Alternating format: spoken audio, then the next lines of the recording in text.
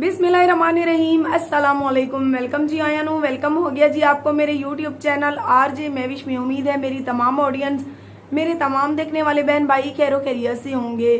तो आज से 1.5 हफ्ता पहले मैंने अपनी जिंदगी की कहानी की शुरुआत, वो भी हमारी तमाम देखने वाली ऑडियंस की पुरजोर फरमाइश पर शुरू की थी। आज अपनी उस जिंदगी की कहानी को अपने यूट्यूब चैनल आरजे महविश से इख्तिताम पजीर करने जा रहे हैं। जिन बहन भाइयों ने मेरी जिंदगी की कहानी के एक एक लफ्ज को है गौर से सुना और मेरी तकलीफ को समझा, अल्लाह ताला उन तमाम देखने वाले बहन भाइयों की इज्जतें महफूज रखे। मेरी जिंदगी की कहानी का मकसद अपने यूट्यूब चैनल आरजे महविश पर अपलोड करना सिर्फ यही था कि हमारे है मुआशरे की यार दूसरी औरत इस अजियत से गुजर रही है, यही तकलीफें झेल रही है। तो जो बहन बेटियां, जो हमारी माएँ जिन्होंने मेरे इस चैनल का विजिट किया होगा, मेरी वीडियो को देखा होगा, उन्होंने काफी कुछ मेरी जिंदगी से सीखा होगा। तो मैं यही उन बहन बेटियों के लिए दुआ करती हूँ कि अल्लाह ताला उनकी जिंदगी में मुश्किलात आसान करे, नहीं तो फिर अल्लाह पाक उन्हें मेरी तरह हिम्मत दे। आमीन या रब्बुल आलमीन। तो प्यारी सी यूट्यूब फैमिली, इस तरह से इस मेरे दूसरे शौहर ने मेरा यूट्यूब चैनल हाइक कर लिया। 2 हफ्ते तक मैं रोती रही। मेरे पास और जरिया मुआश तो आपको पता है कोई था नहीं, सिर्फ मेरा वाहिद यूट्यूब का चैनल है, सिर्फ मेरा यही यूट्यूब का चैनल है। इसके अलावा आपको पता है मेरी जिंदगी में ऐसा कोई भी शख्स नहीं था जो मेरे और मेरे बच्चों को कुछ कफालत करके देता।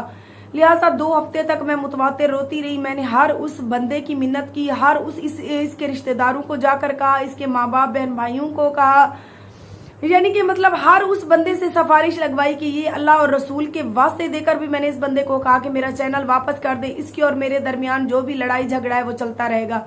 इसकी सिर्फ यही प्यारे बहन भाइयों शर्त थी कि या तो ये अपना घर मेरे नाम लगवाओ, या तो ये घर बेचकर पैसे मुझे दो और मेरे देहात वाले घर चलकर रहो। वो भी इस शर्त पर कि अपने तीनों बेटे, इसके बाप जो नशई आपको पता है, उसको वापस कर दो। सिर्फ मायरा और मेरी जो 2 बेटियां हैं, ये तीनों बेटियां लेकर तुम मेरे देहात वाले घर में चल कर रहो। वरना जी 3 साल गुजारने के बाद ये हर उस बंदे को जिसको भी मैं चैनल वापस करने के लिए सिफारिश लगवाती थी, उनको यही कहता था कि ये निहायत बद किरदार औरत है, मैं दुबई होता हूँ, ये पीछे मर्दों को बुलाती है। तो इस तरह के बेहुदा और गलीज इल्जामात लगाता था, जिसकी वजह से मेरी जिंदगी में इसकी गुंजाइश बिल्कुल कम होती गई। हर उस बंदा जिसको मैं कहती थी कि इसे कहें कि मेरा चैनल वापस कर दे, आगे से वो लोग यही कहते थे कि बाजी बीबी वो यही कहता है कि इसका किरदार खराब है। तो मैंने हर किसी को कहा कि अगर मेरे किरदार पर 3 साल गुजारने के बाद इसको शक हो गया तो ये सीसीटीवी कैमरे लगवा ले घर में, ताकि ये उधर बैठकर ही देखता रहे। अगर नहीं तो ये वहां से दुबई से खत्म करके आए, यहाँ सुकून की जिंदगी गुजारे। जो इसके पास इसकी गाड़ी है उसको बेचकर भी ये यहाँ पर कोई काम कारोबार कर सकता है। लिहाजा इसकी और मेरी निकाह में ये शर्त तो नहीं रखी गई थी कि जो मैं अपनी मेहनत से घर बना रही हूँ वो भी मैं इसके नाम करूंगी और मेरी ही जिंदगी की कमाई या मेरी ही जमा पूंजी से मैं इसको कहीं यहाँ पर कारोबार करके दूंगी। लिहाजा प्यारे बहन भाइयों, इस बंदे ने किसी की नहीं मानी, मैंने इसको इसके हाल पर छोड़ दिया। बस मैं रोती थी, अल्लाह पाक से दुआ करती थी कि इस काफिर के दिल में अल्लाह पाक रहम डाले और ये मेरा चैनल वापस कर दे। 2 हफ्ते तक काफी जो मेरे पुरानी ऑडियंस है उनके भी कमेंट आते रहे कि बाजी आप अपनी न्यू वीडियो क्यों नहीं अपलोड कर रही। तो तरह तरह के कमेंट आते थे, जो यही फेस करता था। मुझे नहीं पता 2 हफ्ते तक प्यारी यूट्यूब फैमिली ने मुझे मेरा चैनल वापस नहीं किया। लिहाजा मैंने भी इसको इसके हाल पे छोड़ दिया। मैंने अल्लाह पाक पे छोड़ दिया कि रोजी रब के हाथ में है, इस कमीने के हाथ में तो नहीं कि मैं इसके हाथों ब्लैकमेल होती रहूं। जब 2 हफ्ते शुरू हो गए, 15-16 दिन हो गए, इसने देखा कि ये अपनी बात पर अड़ी हुई है। इधर से इसका चैनल भी डाउन होता जा रहा है। इसका तो मकसद था कि जब मैं इसके चैनल की मतलब हाइक कर लूंगा तो ये मजबूरन मेरे पाँव में गिरकर माफी मांगकर मेरी सारी डिमांडें मानेंगी। लिहाजा या अल्लाह पाक से रोकर जो गिड़गिड़ा कर मैं दुआएं मांगती थी, या फिर इसके घर वालों ने इसको कुछ कहा, या जैसे भी इस कावर के दिल में रहम आया, इसने 2 हफ्ते के बाद मुझसे राब्ता किया कि मैं जो है ना, तुम वीडियो बनाओ, वीडियो बनाकर तुम मुझे डॉक्यूमेंट करके सेंड करो, मैं तुम्हारे चैनल पर अपलोड करता लूंगा। चैनल का पासवर्ड मैं तुम्हें नहीं दूंगा, जो भी उससे इनकम आएगी वो तुम्हारे अकाउंट में आएगी और तुम महाना अपना खर्च करती रहना। मैंने फिर भी अल्लाह का शुक्र अदा किया कि चले अल्लाह पाक ने किसी तरह इस काफिर के दिल में रहम डाल दिया। इसने यही शर्त रखी कि चैनल पर 2 हफ्ते हो गए, वीडियो अपलोड नहीं हुई, आगे तुम और कोई बात नहीं करोगी, कोई भी कमेंट, कोई भी कुछ भी आया हुआ होगा, तुम वीडियो में ऐसा कोई जिक्र नहीं करोगी कि मेरे शौहर के और मेरे दरमियान आगे कोई झगड़ा चल रहा है। लिहाजा ये भी नहीं कहोगी कि इसने मेरा चैनल हाइक किया हुआ था। मैंने कहा मुझे सारी शर्तें मंजूर है, कम से कम मैंने अपने घर और बच्चों के हालात को देखते हुए मैंने इसकी सारी बातें मानकर, प्यारी यूट्यूब फैमिली, मैंने एक दिन वीडियो बनाई, डॉक्यूमेंट करके मैंने इसको भेजी। इसने उधर से मेरे ही चैनल पर मालिक बन के बैठ गया और मैं ऐसे भिखारियों की तरह यहाँ से वीडियो अपने मोबाइल से बनाती थी, इसको दुबई डॉक्यूमेंट करती थी व्हाट्सएप पे, वहां से ये डाउनलोड करके दोबारा अपने मेरे चैनल पर लगाता था। 1 दिन 2 दिन 3 दिन 4 दिन इस तरह से 5-6 दिन इसी तरह सिलसिला चलता रहा। फिर एक दिन मैंने इसको यही कहा कि कब तक ऐसे तुम मेरे साथ करोगे, तुम्हारे और मेरे दरमियान जो भी झगड़े हैं, मेरी हालत जो है ना बहुत खराब है, तुम्हें पता है मैं पेट से हूँ, तो लोग तो इस हालत में अपनी बीवियों को खुशी देती हैं, तुमने मुझसे कौन से जन्म के बदले लेने थे कि तुम मेरे साथ ऐसा बुरा सलूक कर रहे हो।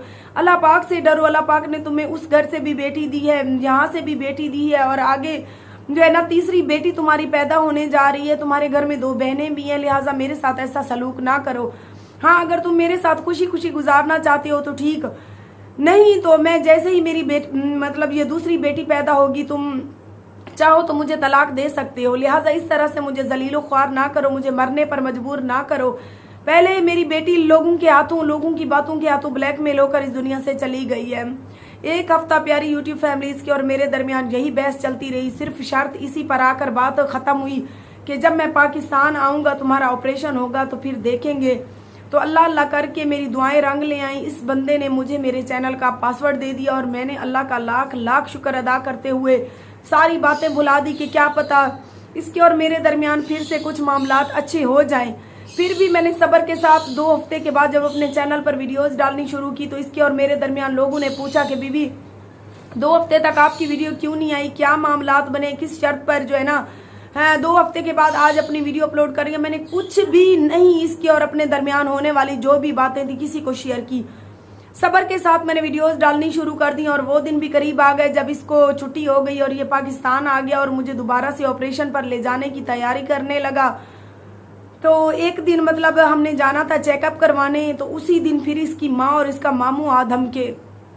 1 साल गुजर गया था। 1 साल बाद जब वो लोग आए फिर भी मैंने सारी बातों को पीछे करते हुए इसकी माँ के साथ मतलब जिस तरह से एक मिलती है मिली, इसके मामू को मिली, उनको मैंने कमरे में बिठाया क्योंकि मुझे हॉस्पिटल चेकअप के लिए जाना था। सो मैं नहाने के लिए बाथरूम घुस गई। ये अपनी बेटी मुस्कान, छोटी मुस्कान ज़ारा को लेकर अपनी माँ और मामू के साथ बैठ गया। मैं नहाकर फ्रेश होकर आई तो दिल में एक दुख था कि चले सास आई बैठी है, जब थोड़ा सा रुख में तब्दील करूंगी शायद वो मुझे मना ले या ये अपनी माँ को कहे कि चलो आप लोग आ तो गए हो, तुम्हारी बहू है, तुम्हारी बेटी की उम्र की है जाकर इसको मना लो। मैंने कंगा उठाया और मैं दूसरे कमरे में कंगा करने लग गई। कंगा करके मैं वहीं पर बैठ गई, लेकिन ये अपनी माँ और मामू के साथ गप्पे लड़ाता रहा। ये मुझे ना मनाने आई इसकी माँ, ना इसने अपनी माँ को कहा। कोई मेरे और उसके दरमियान कोई कत्लेआम तो हुए नहीं थे, बस यही था कि एक दिलों में थोड़ा सा मैल आया हुआ था। अगर ये लोग चाहते तो वो दूरी खत्म हो सकती थी।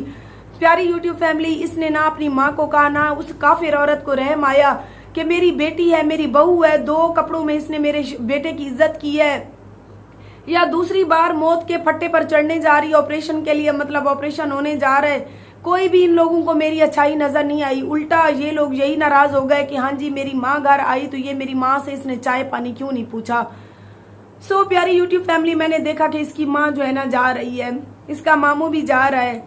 सो मैं खामोशी से कुछ भी मैंने नहीं कहा। इसने माँ और मामू को रवाना कर दिया। 1.5-2 घंटे उनके साथ दूसरे कमरे में बैठकर इनके दरमियान जो भी बातें हुई मुझे कुछ भी नहीं पता। जब वो लोग चले गए तो इसने खामोशी से मुझे उठकर कहा कि चलो हॉस्पिटल चलते हैं, तुम्हारा चेकअप करवाना है। वो भी इतने रूखे अंदाज में। मैं भी समझ गई कि इसको अपनी माँ की वजह से तकलीफ है कि मैं इसकी माँ के साथ जाकर बैठी क्यों नहीं। तो मुझे भी यही तकलीफ थी कि मेरी सास ने मुझे इतने 1 साल बाद भी आई तो मुझे मनाया क्यों नहीं। सो रिश्तों में कड़वाहट पैदा जो होनी थी वो हो चुकी थी। मैं खामोशी से गाड़ी में बैठी इसके साथ और हम चल दिए। चेकअप करवा के आए तो अगली सुबह उन्होंने ऑपरेशन का बताया। इसने शायद माँ और मामू के साथ राब्ता किया और उनको बताया कि सुबह ऑपरेशन है। सो दूसरे दिन हम ऑपरेशन पर शाम के 6 बजे, वो भी ऑपरेशन होना था, हम पहुंच गए हॉस्पिटल और मेरा ऑपरेशन भी हो गया। मेरी भांजी, मेरा बड़ा बेटा जीशान, जिस तरह से काफ़ी हमारी पुरानी यूट्यूब फैमिली जो बाकायदा से मेरी वीडियोज़ के साथ जुड़े हुए, उन्होंने देखा इस तरह से मेरा रात को ऑपरेशन हो गया। और अगली सुबह की बात है, 10, 10:30 या 11 का टाइम होगा, मेरी सास एक मुर्गी जो है ना जिंदा मुर्गी बगल में दबा कर आ गई। जिस तरह से आपको पता है देहात की औरतें होती हैं, आई मेरे साथ इसने बात की। छोटी मुस्कान ज़ारा को उठाया और गोद में बैठ गई। उस टाइम मेरी भांजी जो है मुस्कान ज़ारा के कपड़े चेंज कर रही थी और जो दूसरी बेबी हमारी पैदा हुई थी सहर फातिमा, इसका भी चेंज करवा रही थी।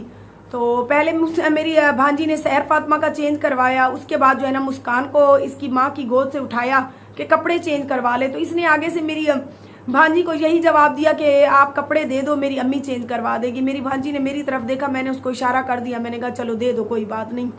चले जी, हमने कपड़े दे दिए। मुस्कान फातिमा के कपड़े मेरी सास चेंज करवाने लग गई अपनी पोती के, और ये अपनी माँ के लिए, सर्दियां थी तब चाय लेने के लिए होटल पर नीचे चला गया। तो मेरी सास ने जैसे ही इसको जाते हुए देखा तो वो आई ही लड़ाई की गर्ज से सी, इसीलिए उसने बात स्टार्ट कर दी। कहने लगी कि 1 साल तक हम नहीं आए तो तुमने भी हमारे बेटे को नहीं आने दिया हमारे पास। मैं खामोश पड़ी रही, मैंने कोई जवाब नहीं दिया। कहने लगी कि तुमने अपनी माँ, मतलब एक माँ होकर माँ से बेटा छीन लिया, उसके बच्चे, पहली बीवी रुलते फिर रहे हैं, तुम्हें जरा भी तरस नहीं आता, तुम ऐसी खुद गर्ज हो रहा। तो जब उसने यही बात कही तो प्यारी यूट्यूब फैमिली, फिर मैं भी तो इंसान हूँ, मैं भी तो खता का पुतला हूँ, मैं अपनी गलती मानती हूँ। मुझे भी इतना 1 साल का गुस्सा आया हुआ था। मैंने कहा 1 साल तक आप लोगों ने पलटकर मेरी और मेरी बेटी की बात पूछी, बाकी रह गई आपके बेटे की बात, तो वो अपनी मर्जी से नहीं आता था। वो इतना मासूम बच्चा तो है नहीं कि मैं उसको रोकती और वो मेरे रुकने से रुक जाता। अगर वो मेरे रुकने से रुकने वाला होता तो जिस तरह से आप 1 साल बाद हमारे घर आए हो तो मैं उसे रोक लेती, वो आप लोगों से बात ही ना करता। बस मेरी यही बात कहनी थी कि प्यारे बहन भाइयों, इसकी माँ ने तो वो हॉस्पिटल का भी लिहाज ना किया, डॉक्टर नर्सों का भी लिहाज ना किया। इसने ऊंची ऊंची आवाज में इसकी माँ ने मुझसे झगड़ा शुरू कर दिया। तो कहने लगी कि कहाँ, कब तक मैं भी देखती हूँ तुम रखती हो, कब तक उसके बेटों को उससे माँ बाप से दूर रखती हो, यहाँ पर बेटियों को उठाए फिर रहा है, बेटे रुलते फिर रहे हैं। तो जब मामला आगे बढ़ने लगा तो मेरी भांजी ने मुझे इशारा किया कि आप खामोश हो जाओ, क्योंकि रात आपका ऑपरेशन हुआ है। मैं प्यारी सी यूट्यूब फैमिली रोने लग गई कि देखिए रात मेरा ऑपरेशन हो रहा है और सुबह हॉस्पिटल में आकर ये औरत मुझसे तमाशा मेरा बना रही है, ऊपर से ये चाय लेकर आ गया। तो इसकी माँ जो है रोती बैठी हुई थी, बस इतनी सी मेरी बात का जवाब देने पर है। तो इसने कहा कि अपनी माँ को क्या हुआ। आगे से मेरी भांजी ने जैसे ही मुंह जोड़ा के बात कुछ बताई, ये आगे से मुझे शुरू हो गया, तुम्हें लिहाज नहीं है, शर्म नहीं है, मेरी माँ कल परसों आई है तो तब भी तुमने उसको सीधा रुख नहीं दिया, चाय पानी नहीं पूछा, रोटी नहीं पूछी, अब यहाँ हॉस्पिटल में मेरी माँ आई है तो तुम्हें तकलीफ शुरू हो गई है। फिर मुझे गुस्सा आया, मैंने कहा पहले पूछो तो सही अपनी माँ से, मैंने तुम्हारी माँ को कोई बात भी की है? खामखा बात को क्यों तुम माँ बेटा आगे बढ़ाते जा रहे हो? यहाँ हॉस्पिटल में मेरा तमाशा बनाने आई हुई है। मैंने कहा आते ही तुम जैसे ही नीचे गए हो मेरे साथ झगड़ा इसने शुरू कर दिया। कहने लगी कि तुम मेरे बेटे को रोक कर रखती हो, हमारे घर आने नहीं देती हो, उसकी पहली बीवी बच्चे रुलते फिर रहे हैं क्या? मैंने कहा तुम्हें कभी रोका है? इसी बात पर प्यारी यूट्यूब फैमिली इसने पकड़कर अपनी माँ को सीने से लगाया। यहाँ पर ये साबित हो गया कि अपने खून की हर किसी को तकलीफ होती है। मैं इनके हाथों बस भेड़ बकरी का भी कुछ अच्छी कीमत है आज महंगाई के दौर में। मेरी इन दोनों माँ बेटी कसाई लोगों की नजर में कोई कीमत नहीं थी। ये अपनी माँ को पकड़कर सीने से लगाकर चुप करवाने लग गया। तो मेरी भांजी जो है ना आकर मेरा सर दबाने लगी, कहने लगी तुम रो नहीं, तुम्हारा बीपी अगर हाई हो गया तो तुम्हारा रात ऑपरेशन हुआ है, तुम्हें खतरा होगा। ये इतनी ऊंची आवाज में जो झगड़ा हुआ ये सुनकर नीचे से डॉक्टर भी ऊपर आ गया और उसने कहा ये क्या आप लोगों ने तमाशा हॉस्पिटल में खड़ा किया हुआ है? सो ये तो पकड़कर अपनी माँ को नीचे ले गया। तो डॉक्टर्स ने मुझे सुकून का इंजेक्शन लगाया, मैं सो गई। तो वही बात, और जो है ना आज की बात, वो बात इस बंदे ने, ऐसे मुनाफिक बंदे ने दिल पर रख ली, या इसकी माँ ने पता नहीं नीचे जाकर इसको क्या लगाया बुझाया कि प्यारी यूट्यूब फैमिली शाम ही, मतलब वो शाम गुजरी, अगली सुबह तीसरे दिन डॉक्टर ने हमें छुट्टी दे दी। जब छुट्टी दे दी तो इसने घर आकर मुझसे फिर से झगड़ा शुरू कर दिया कि बच्चा वही था जो पैदा हो गया, अब मेरा और तुम्हारा गुजारा नहीं है, मैं तुम्हारी खातिर अपने माँ बाप बहन भाई सब कुछ छोड़कर बैठा हूँ और तुमने मेरे खातिर किया ही क्या है? मैंने कहा अगर समझो तो ये दूसरा ऑपरेशन है मेरा, मैंने बहुत कुछ किया है, तुम्हें जो है ना 2 बेटियां पैदा करके दी हैं। कहने लगा ये तो हर औरत का काम होता है, तुमने कौन सा मेरे ऊपर एहसान किया है? मेरे बेटे वहां पर रुलते फिर रहे हैं, मेरी बीवी, मैंने कहा वो बीवी जो ईद वाले दिन भी हम गए थे तो मेरी आंखों के सामने उसने तुम्हारे मुंह में लानत दी थी, आज उस बीवी का एहसास है मैं किसी की बेटी नहीं हूं, मैं तुम्हारी का मतलब है बीवी नहीं हूं, वो बीवी है। तो इसी बात पर यकीन करें प्यारी यूट्यूब फैमिली, हमारे घर आए को चौथा दिन था मेरे ऑपरेशन को, इसने मुझे इतने जोर से थप्पड़ों की बरसात कर दी मेरे मुंह पर। मैं फिर भी खामोश होकर रोती रही, मैं रोती रही और ये अपनी बेटी मुस्कान ज़ारा को उठाकर गाड़ी में जाकर गाने लगाकर बैठा रहा। खैर इस तरह से तकलीफों से गुजरते हुए 5वां दिन, 6ठा दिन, ये दिन गुजरते गए। 11वां दिन था हमारे ऑपरेशन को और मेरी भांजी, मेरी बहन के घर फंक्शन था। तो उन्होंने कहा कि खाला आप हमारे घर फंक्शन पर आ जाओ आहिस्ता आहिस्ता चलते हुए, और कुछ नहीं तो रौनक मेला ही देख जाओगी। लिहाजा फिर भी मैंने सारी बातें पीछे भुलाकर, मेरी यूट्यूब फैमिली को भी पता है, मैं उनके घर फंक्शन पे लिए तैयार हुई। तैयार होकर हम फंक्शन पर पहुंच गए और फंक्शन पर हम रात के 2 बजे तक उनके घर रहे हैं। वहां से जैसे ही हम वापस आए तो अगली सुबह की बात है, कोई बात भी नहीं थी हमारे घर। जो मेरी हेल्पर आती है काम करने, मैं और वो ऐसे बातें कर रहे थे। कहने लगी बाजी जब से आपकी बेटी पैदा हुई है 5वां 6ठा दिन है ऑपरेशन से घर आई हो, तो आपकी सास ससुर और आपके ससुराल वालों में से कोई भी नहीं आया। खैर वो मेरी काम वाली एक बाद में है, वो मेरी हम उम्र है, सो बहनों की तरह है, मेरा और तो कोई था नहीं। मैंने उसके साथ यही बात शेयर की, मैंने कहा हॉस्पिटल में आई थी मेरी सास, तो इस तरह से उसने मुझसे झगड़ा किया। बस प्यारी सी यूट्यूब फैमिली, ये बाहर से आया और इसने यही बात सुन ली। इसी बात को पकड़ कर इसने हमारे साथ इतना तमाशा खड़ा कर दिया। इसने उस औरत का भी लिहाज नहीं किया जो हमारी हेल्पर है, इसने उसके सामने मुझे इतना बेइज्जत किया। तुम्हें शर्म लिहाज नहीं है, अपने घर की बातें और दूसरों को बताती बैठी हो। मैंने कहा वो बेचारी दूसरी तो नहीं है, बस उसने मुझसे पूछा कि तुम्हारी सास क्यों नहीं आई, तो मैंने यही बात बताई। तो अभी हम नाश्ते की जगह पर ही बैठे थे कि इसने इतना तमाशा खड़ा किया, और मुझे पता भी नहीं कब इसने अलमारी से कपड़े अपने निकाले और छोटी मुस्कान का ज़ारा को उठाया। मुझे वही पता चला कि ये गाड़ी स्टार्ट करके कहीं जा रहा है। मैंने बाहर भाग कर निकल कर देखा तो ये गाड़ी स्टार्ट करके जा रहा था। पीछे से मैंने आवाज लगाई, कहाँ जा रहे हो? मैंने कहा अच्छा थोड़ी देर इसका और मेरा झगड़ा हुआ है, पहले भी कभी कभार ऐसे निकल जाता है फिर वापस आ जाता है। सो मुस्कान को इसने डाला और ये चला गया। मुझे नहीं पता कि इसने अलमारी से कपड़े निकालकर अपनी गाड़ी में रख लिए थे पहले, क्योंकि मैं तो इधर इसी जहां पे अभी बैठी हूँ, इधर हमारा तब किचन था, बैठक में हमने अपना खाने वगैरह का सामान रखा हुआ था, सर्दियां थी। सो हम यही बैठी हुई थी, वो मेरी हेल्पर और मैं। तो मैंने कहा देखो, मैंने उसको कहा, मैंने कहा देखो इस तरह से ये लोग आजकल बात बात पे झगड़ा शुरू कर देते हैं। कहने लगी अच्छा बाजी आप मरीज हो, आप इसके साथ कोई बात ना करो, छोड़ो दफा करो। सो थोड़ी देर ही गुजरी थी। थोड़ी देर के बाद मैं अचानक से उस कमरे में गई तो अलमारी खुली हुई थी। मैंने अलमारी में देखा तो इसके तो टोटल कपड़े बुनियान जो भी इसका टोटल सामान था वो भी नहीं थे, और साथ में मेरे 3 तोला जेवर जो कि मैंने काफी अरसे से छुपा रखे थे मुश्किल हालात के लिए, कि कभी ना कभी मेरे 3 बेटी हैं, एक एक तोला मैं एक एक बेटे को दूंगी जब उनकी शादी करूंगी, और कभी कभार कोई मुश्किल हालात आ ही जाती हैं। काफी अरसे से पाई पाई जोड़कर जो मैंने जेवर बनाए हुए थे वो भी मतलब सेफ अलमारी हमारे घर में आपको पता एक ही है, उसी में ही इसके मैं कपड़े रखती थी, उसी में ही मेरे जेवर। उस अलमारी की 3 चाबियां थी, एक चाबी इसके पास होती थी, एक चाबी मेरे पास होती थी, और एक चाबी एक्स्ट्रा हमने कहीं रखी हुई थी कि कहीं ना कहीं चाबी वगैरह जिस तरह से खो जाती है तो वो बंदा बाद में इस्तेमाल कर सकता है। सो मैंने देखा तो साथ में मेरे जेवर भी नहीं थे। मैं तो भागी हुई आई और मैंने उस अपनी काम वाली को बताया कि साथ में मेरे तो ये जेवर भी ले गया और कपड़े भी ले गया। वो कहने लगी बाजी इसने पता भी नहीं लगने दिया कब इसने कपड़े उठाए। मैंने कहा मुझे तो खुद भी नहीं पता, मैंने इसके नंबर पर कॉल की तो ये आगे से मेरी कॉल नहीं रिसीव कर रहा था, कॉल मेरी कट करता रहा। लिहाजा फिर भी मैंने कहा चले शौहर है, मेरे बच्चों का बाप है, थोड़ी देर गुस्सा होगा, कहीं चला गया होगा या अपने घर गया होगा, वापस आ जाएगा सुबह तक। प्यारे बहन भाइयों, रात सारी गुजर गई। मुझे छोटी मुस्कान ज़ारा, आपको पता है बड़ी मुस्कान ज़ारा की दुनिया से जाने के बाद बहुत ज्यादा अजीज है। मैं उसके बगैर तड़प रही हूँ, रात को कभी इधर कभी उधर इसको कॉलें कर रही हूँ तो ये मेरी कॉल नहीं रिसीव कर रहा। फिर इसने बाद में 12 साढ़े 12 के टाइम था, इसने मेरा नंबर ब्लॉक पर डाल दिया, नंबर बिजी बिजी बिजी पे लगा दिया। सो अगली सुबह 8 बजे के करीब मैंने इसको जीशान के नंबर से कॉल की। मैंने कहा तुम सीधी इज्जत के साथ मेरी बेटी और मेरे जेवर वापस कर जाओ, वरना जो मैं तुम्हारा अंजाम करूंगी ना तुम देख याद रखोगे। तुम्हें अगर उस बीवी और बच्चों के पास जाना था तो ऐसे खाम खाम में मेरे साथ तमाशा खड़ा करके ना जाते, इज्जत और सुकून के साथ चले जाते। आगे से प्यारी सी यूट्यूब फैमिली, इसने मुझे इतनी गंदी गंदी गलीज गालियां देकर, वो भी जीशान का नंबर ब्लॉक करने से पहले इसने यही कह दिया कि कौन सी बच्ची, कौन सी मेरी बेटी को कहीं तुमने ही मार कर दफना दिया है। मैं खुद अदालत पेश होकर तुमसे अपनी बेटी वसूल करूंगा, देखो तो सही मैं तुम्हारे साथ करता क्या हूँ। जब बात उसने ये की तो मैं यकीन करे डर गई कि मेरी आंखों के सामने, मेरे बच्चों की आंखों के सामने, यहाँ तक कि हमारी काम वाली भी देख रही थी, इसने उन सबके सामने मेरी बेटी को ले गया और ये झूठा इल्जाम अब मुझ पर लगा रहे। कहीं खुदा ना खास्ता ये अपनी ही बेटी को छुपाकर मुझ पर ना कोई FIR वगैरह करवा दे। सो इस डर से प्यारी यूट्यूब फैमिली मैं भागी अपने वकील के पास। मैंने उससे मशवरा जब किया तो उसने कहा आप सबसे पहले जो है ना सेशन जज को जो है ना एप्लीकेशन दो। इस तरह से प्यारे बहन भाइयों, वकील के कहने पर मैंने जज को एप्लीकेशन दी, सेशन जज को, तो फौरन मेरे बेटी को बाजियाब करवाने के आर्डर मिले मुझे। मैं थाने पहुंची, थाने से मैं पुलिस लेकर इसके घर गई। वहां पर जब मैं गई तो ये आराम से नहा धोकर अपने घर में, इसने कोई कबूतर रखे हुए हैं, इसके भाई ने उनको दाना डाल रहा है, साथ में इसकी बीवी भी इसके साथ फिर रही है। मेरी छोटी मासूम बच्ची गर्मी में धूप में, उसके पाँव में जूती भी नहीं है, जो कपड़े वो यहाँ से कल से पहन के गई थी वही उसी हालत में मेरी बेटी गर्मी में धूप में नीचे रुलती फिर रही है। वो मासूम मेरी बेटी जिसको कभी मैंने मट्टी भी नहीं लगने दी, तो मेरी जान निकल गई। फौरन मैंने अपनी जाकर बेटी को उठाया तो इसकी कमीनी बीवी ने मुझे धक्के देकर घर से निकालना शुरू कर दिया कि निकलो यहाँ से। मैंने कहा मैं अपनी बेटी लेने आई हूँ, यहाँ पर मैं रहने नहीं आई हूँ।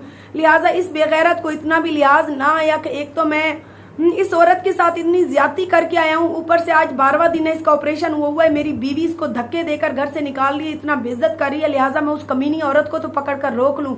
इसने प्यारी यूट्यूब फैमिली जब मुझे देखा और बाहर इसको किसी ने आकर बताया कि घर के बाहर तो पुलिस आई खड़ी है, ये पुलिस के साथ आई हुई है, ये बाहर निकला और पीछे मैं भी अपनी बेटी मुस्कान जारा को लेकर निकली तो पीछे वो बेगैरत कमीना मेरा देवर, जिसको मुझे आज देवर कहते हुए भी शर्मिंदगी महसूस हो रही है, लानती, जिसको 1.5 साल 1 साल तक मैंने अपने घर में रखा, उस हरामी को मैंने अपने हाथ की रोटियां बनाकर खिलाई, अपने बच्चों के मुंह में निवाला नहीं देती थी, पहले उसको खिलाती थी कि चले मेरा देवर मेरे पास रह रहा है, ये ना कहे कि भाभी मेरे साथ अच्छा सलूक नहीं करती।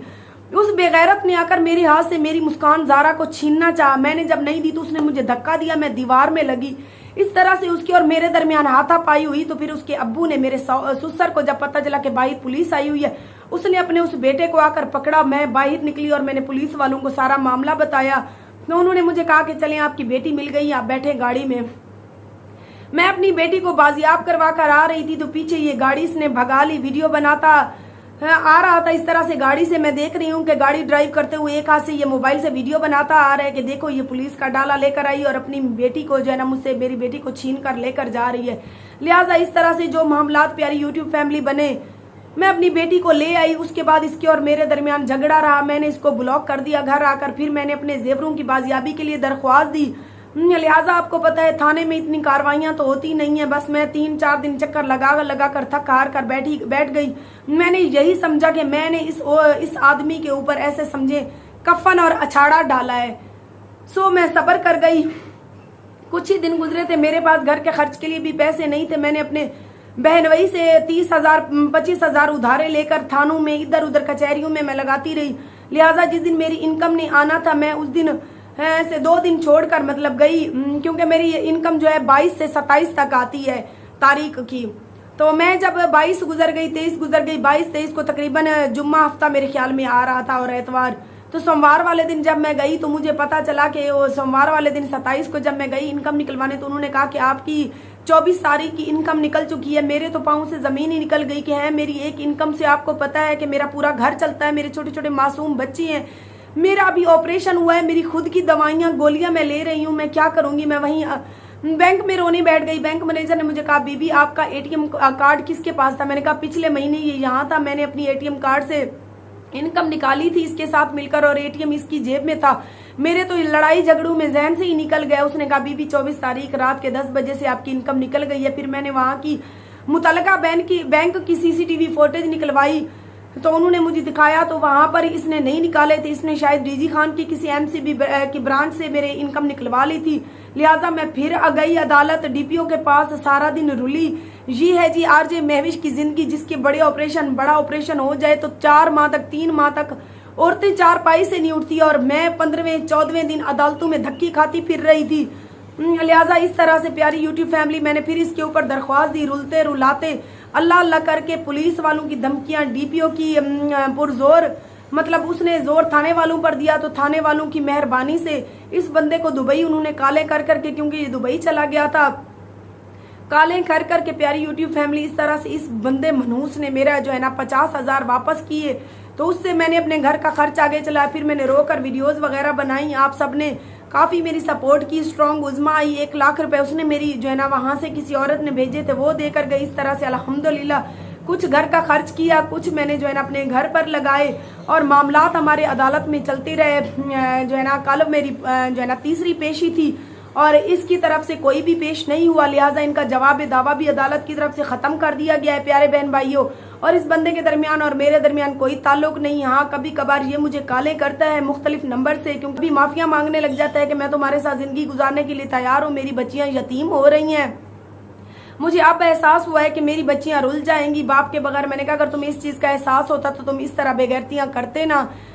लिहाजा मैंने फिर भी इसकी गलती, एक बार फिर भी तलाक, हालांकि ये गुस्से में देकर मुझे चला गया। फिर इसने अदालत की तरफ से मतलब जो भी कागज सच्चे झूठे बनवाकर वो भी मुझे व्हाट्सअप किए, वो भी मैंने आप सबके साथ शेयर किए थे। उसके बावजूद भी मैंने काफी बहन भाइयों से सुना कि 3 महीने के अंदर अगर सुलह हो जाए तो तलाक खत्म हो जाती है। मैं फिर भी अपनी मासूम बच्चियों को देखते हुए इसकी सारी गलतियां प्यारी यूट्यूब फैमिली आज भी भुलाने के लिए तैयार हूँ, क्योंकि अभी भी देर नहीं हुई है।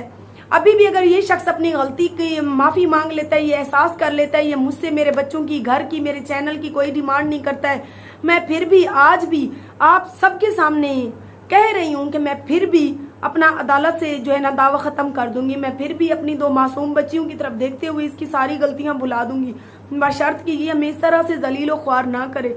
लेकिन ये शख्स बिल्कुल भी सुधरने वाला नहीं है और जो है ना कभी गालियां देता है मुझे और कभी जो है ना अपनी औकात पे आ जाता है। पता नहीं इसका कैसा दिमाग है या इसके घर वालों ने क्या इसको भड़काया है, पता नहीं, मुझे कुछ भी समझ नहीं आता। घड़ी माशा है, घड़ी ये बंदा तोला है। कभी ये कहता है कि सुलह करनी है, कभी कहता है कि मेरी शर्तें मानो, कभी कहता है चैनल पहले की तरह मुझे वापस करो, कभी कहता है क्या, कभी क्या। लिहाजा इस तरह से आखिरी पेशी अब लगनी है। जो है आखिरी पेशी तक का इसके पास टाइम फिर भी है। 4 जो है ना सितंबर की मेरी आखिरी पेशी लगी है, चौथी पेशी पर। मुझे उम्मीद है कि मेरे वकील का कहना है कि चौथी पेशी जो है वो आखिरी होगी, इस पर आपको अदालत की तरफ से खुला के कागज मिल जाएंगे, तो इसका और मेरा दरमियान जो है ना बिल्कुल रिश्ता खत्म हो जाएगा। सोचे तो ये शख्स सोचे कि इसकी मासूम बेटियां जो है ना हमेशा के लिए बाप के प्यार से महरूम रह जाएंगी, क्योंकि इस तरह से मेरे वो बच्चे भी अपने बाप के प्यार से महरूम हो गए थे। मैं बार बार इसकी गलतियों को पीछे इसीलिए करती गई कि मैं कहती हूँ कि मेरी ये मासूम छोटी सी मुस्कान ज़ारा जो इससे बेइंतहा प्यार करती है, मैं नहीं चाहती कि मेरी मासूम को अपने बाप का प्यार ना मिले। और सहर जो बेचारी अभी 2 से 3 माह की है, उसको तो बिल्कुल पता भी नहीं है कि बाप है क्या। जब वो होश संभालेगी तो उसे पता चलेगा कि मेरा बाप इस तरह से मेरी माँ के साथ सलूक करके चला गया था, तो मेरी 2 मासूम बेटियों के दिल पर क्या गुजरेगी। मैं आज भी इसके साथ चाहती हूँ, चाहे दुनिया मुझे अच्छा कहे बुरा कहे, मैं अपनी बेटियों की तरफ देखकर फिर भी इसके साथ सुलह चाहती हूँ। लेकिन इन शराइत पर सुलह करूंगी कि मेरा जो यूट्यूब का चैनल है वो मैं इसको पासवर्ड कभी भी नहीं दूंगी, क्योंकि ये ब्लैकमेलर इंसान है। ये जैसे ही मेरे चैनल का पासवर्ड फिर से इसके हाथ में आए, ये फिर से मुझे जलील ख्वार करेगा। मैं अपने चैनल का पासवर्ड अपने पास रखूंगी, अपना घर अपने नाम रखूंगी, मेरे पहले वाले बच्चे मेरे साथ रहेंगे। मैं अपने बच्चों का पहले भी इसके लिए कभी मैंने डिमांड नहीं की कि मेरे पहले जो शौहर से बच्चे हैं उनके लिए कुछ ले दो। मैं उनकी खफालत खुद कर रही हूँ, आगे भी खुद करूंगी। ये अपनी बच्चों के लिए कुछ दे ना दे तो इसकी मर्जी है, लिहाजा मैं इसके साथ सुलह करूंगी। अगर ये करना चाहता है तो फिर भी, चाहे दुनिया मुझे ये भी कहे कि बेबी तुम गलत हो, दुनिया तो किसी हाल नहीं छोड़ने वाली, लेकिन मैं अपनी बच्चियों की तरफ देखकर इस बंदे की सारी गलतियां माफ करने को तैयार हूँ। जो इसने मेरे साथ किया या मैंने इसके साथ किया, आज मैं पूरे सोशल मीडिया पर ऐलान कर रही हूँ कि ऐ काफिर इंसान, तुम्हारे पास अभी भी टाइम है। 2 मासूम बेटियों को अपने प्यार से महरूम ना करो। तुम जो हो जैसे हो, मैं तुम्हारे साथ फिर भी निभा करने के लिए तैयार हूँ, सिर्फ उन मासूमों की तरफ देखते हुए। नहीं तो फिर तुम्हारे पास आखिरी पेशी तक का टाइम है, उसके बाद तुम्हारे और मेरे दरमियान सुलह की भी गुंजाइश खत्म हो जाएगी और मेरी बेटियां एक बार बाप के होते हुए भी फिर से यतीम हो जाएंगी। बाकी ये नहीं है कि मुझ में हिम्मत नहीं है, मुझ में हिम्मत है प्यारी यूट्यूब फैमिली। अगर वो 5 अल्लाह पाक ने मुझे हिम्मत दी थी, मैंने करके इतने बड़े जवान कर दिए, तो ये मासूम भी पल लाएंगी। बस मेरे दिल की यही ख्वाहिश थी कि अपने बाप के साए के नीचे पले।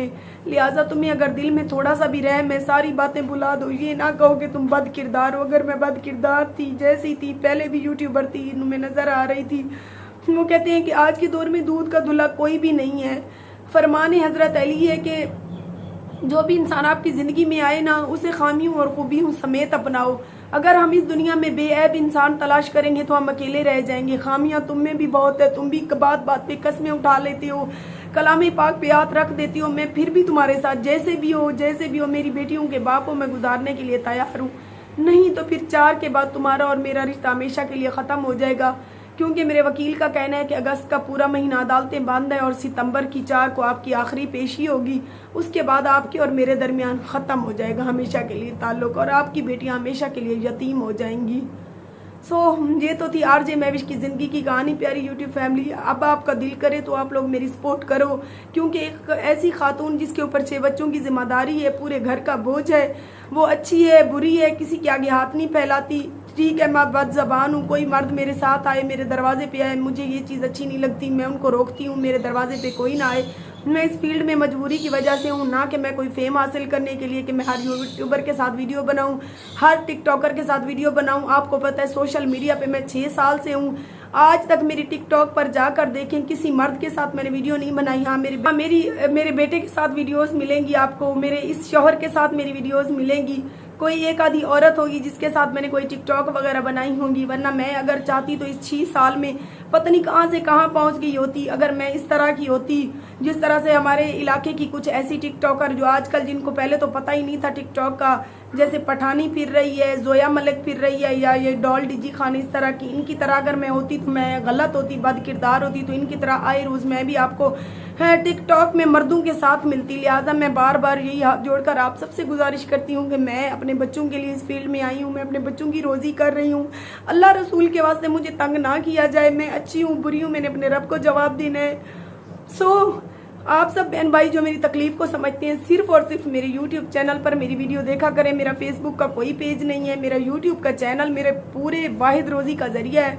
लिहाजा हाथ जोड़कर गुजारिश करती हूँ, जो भी प्यारे बहन भाई मुझे देखते हैं मेरे YouTube चैनल RJ महविश पर मेरी वीडियो देखा करें।